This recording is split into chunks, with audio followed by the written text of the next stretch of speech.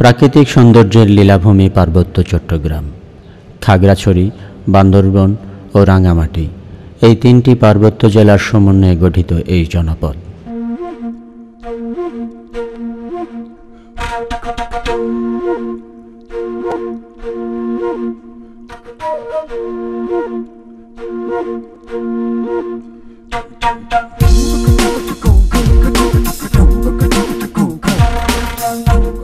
পার্বত্য অঞ্চলের পহেলা বৈশাখের অন্যতম আকর্ষণ পানি খেলা।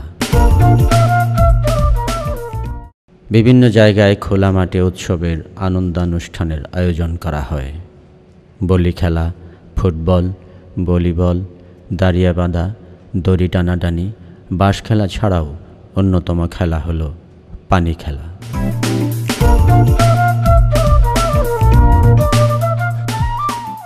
আদিবাসী তরুণ তরুণীদের মধ্যে চলে এই খেলা।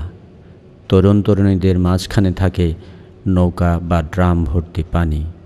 সংকেত পাওয়া মাত্র এক দল অপর দলের প্রতি পানি ছুঁড়ে মারে।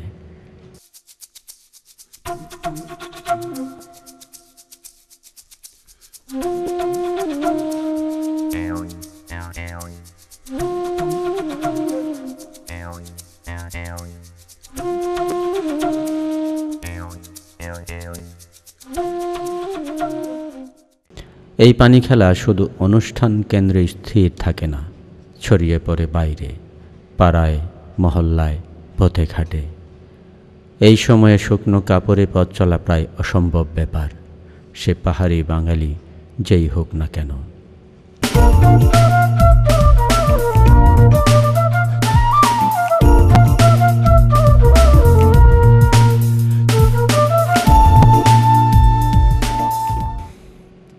শিকার আদিবাসীদের সনাতন পেশা। বন্যপ্রাণী শিকারের বিভিন্ন রকম কৌশল তাদের জানা। এক এক ধরনের প্রাণীর জন্য এক এক রকমের শিকার কৌশল ব্যবহার করে। ছোট কিংবা মাঝারি ধরনের পাখি শিকারের জন্য বর্গাকৃতির একটি খাঁচা ব্যবহার করে। একটি ছোট্ট খুঁটির সঙ্গে বাঁশের কঞ্চি ও সুতা দিয়ে বিশেষ কায়দায় ফাঁদ পাতা হয়।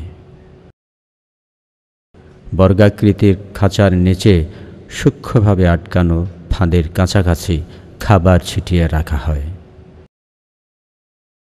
কোনো পাখি খাবারের লোভে বর্গাকৃতির খাঁচার নিচে এসে আলতো নাড়া দিলেই খাঁচাটি মাটিতে পড়ে যায়, আর সেই খাঁচায় বন্দী হয় পাখি।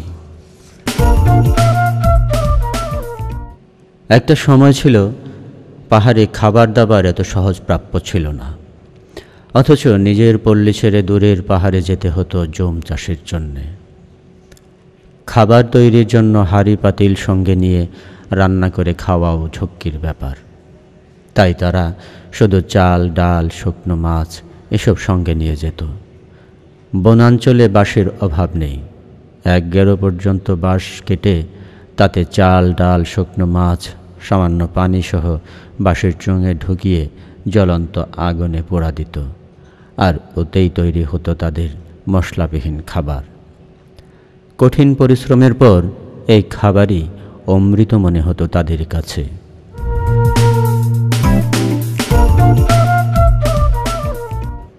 ইদানিংকালে আর এই বাঁশের চোঙে খাবার রান্নার প্রয়োজন পড়ে না।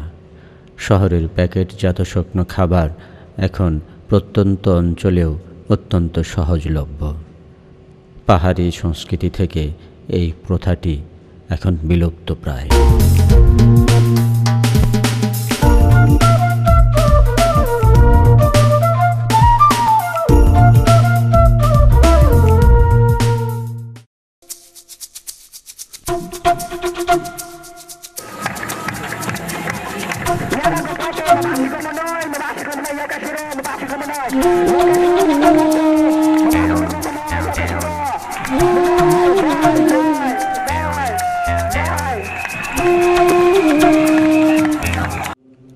দুর্গম পার্বত্য অঞ্চলের যাতায়াত ব্যবস্থা এখন আর দুর্গম নয়। জেলা শহর থেকে থানা পর্যায় পর্যন্ত পৌঁছে গেছে পাকা সড়ক।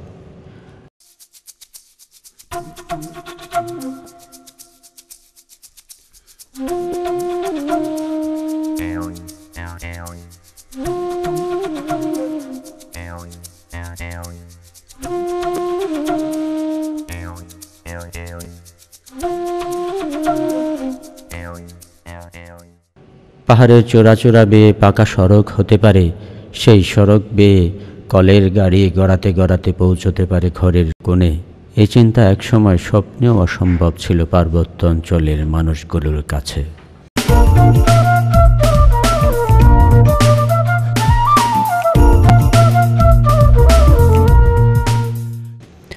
কিন্তু আধুনিকতার স্পর্শে সেই অসম্ভব স্বপ্নও বাস্তবে রূপ নিয়েছে।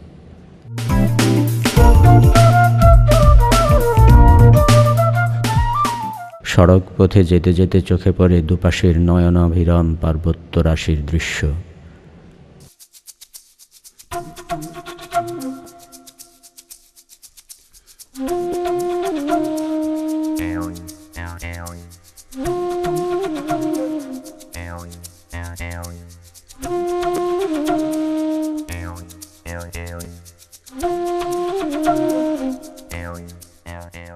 তবে পর্বতরাশি সবচাইতে উপভোগ্য হয় নৌপথে।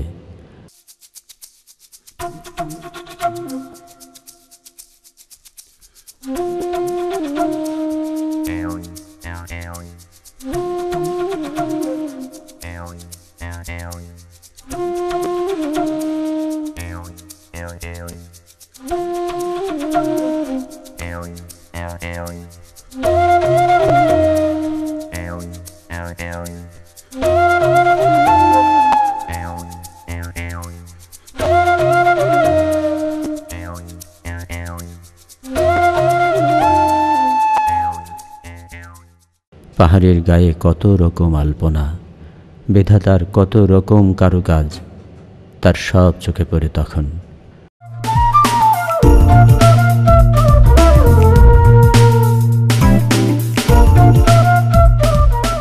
নৌপথে যেতে যেতে সত্যি মনে হয় বিধাতা কত যত্ন করে এই প্রকৃতিকে সাজিয়ে রেখেছেন। যাতায়াতের সুবিধা আর পানির উৎসের কাছাকাছি গড়ে ওঠে পাহাড়ি বসতি। বাঁশের মাচার উপর তৈরি হয় আদিবাসীদের ঘর বাড়ি। বাঁশের বেড়া দিয়ে নিজেদের প্রয়োজন মতো কক্ষ সাজিয়ে নেয়। রান্নাঘর, শোবার ঘর, বসার ঘর সবই থাকে এসব ঘর বাড়িতে। ইদানিংকালে শহরে বা থানা সদরের কাছাকাছি বসতিগুলোতে আধুনিক আসবাবের ব্যবহার দেখা গেলেও মূলত তারা মেঝেতেই তাদের শোয়া বসার কাজ হয়। তবে কেউ কেউ বাঁশের চৌকি ব্যবহার করে। মাচার তলদেশ তারা সাধারণত পোষা প্রাণী রাখা, শস্য কিংবা লাকড়ি সংগ্রহের কাজে ব্যবহার করে থাকে।